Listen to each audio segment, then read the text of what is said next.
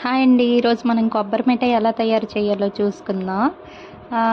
మొన్న వినాయక చవితి అయ్యింది కదండీ! అప్పుడు కొబ్బరికాయ మిగిలిపోతే యూట్యూబ్‌లో సెర్చ్ చేస్తే కొబ్బరి మిఠాయి కనబడింది. సరే ఎందుకు వేస్ట్ చేయాలి కొబ్బరికాయ అనేసి కొబ్బరి మిఠాయి చేయమన్నారు మా హస్బెండ్. అయితే కొబ్బరి మిఠాయి ఎలా చేయాలో యూట్యూబ్‌లోనే చూసి యూట్యూబ్‌లోనే అప్లోడ్ చేస్తున్నా అండి. ఫన్నీ కదూ! ఎవరైనా కొంతమంది నాకు తెలిసి యూట్యూబ్‌లోనే సెర్చ్ చేసి యూట్యూబ్‌లోనే పెడుతుంటారు నేను అనుకుంటున్నా. అయితే ముందుగా మనం కొబ్బరి మిఠాయి ఎలా తయారు చేయాలో చూద్దాం. ఇది 90స్ కిడ్స్‌కి బాగా తెలుసండి. 90స్ కిడ్స్ అంటే 90స్‌లో పుడతారు కదా! వాళ్ళు అనమాట. అయితే ఇప్పుడు కొబ్బరి మిఠాయి గురించి తెలుసుకుందాం.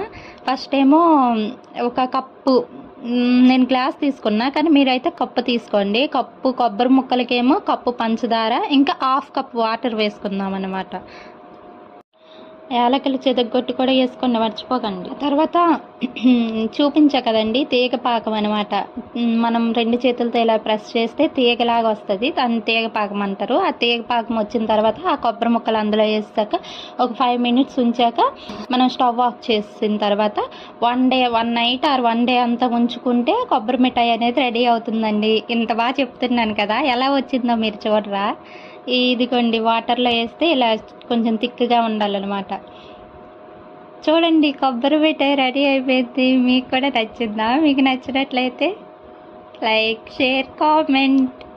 లేదండి కొబ్బరి మిఠాయి నేను నైట్ చేశాను, మార్నింగ్ తీసాను, అందువల్ల ఇలాగ వచ్చిందేమో. కానీ టేస్ట్ మాత్రం అదిరిపోయిందండి. మీరు కూడా ట్రై చేయండి. మార్నింగ్ తీయకండి, 1 డే అంతా ఉంచండి. హాఫ్ డే ఉంచడం వల్ల ఇలా అయ్యింది అనుకుంటున్నా. ఇంకా ఏదైనా మీరు టిప్స్ ఇవ్వాలనుకుంటే ఇవ్వండి. Please like this video.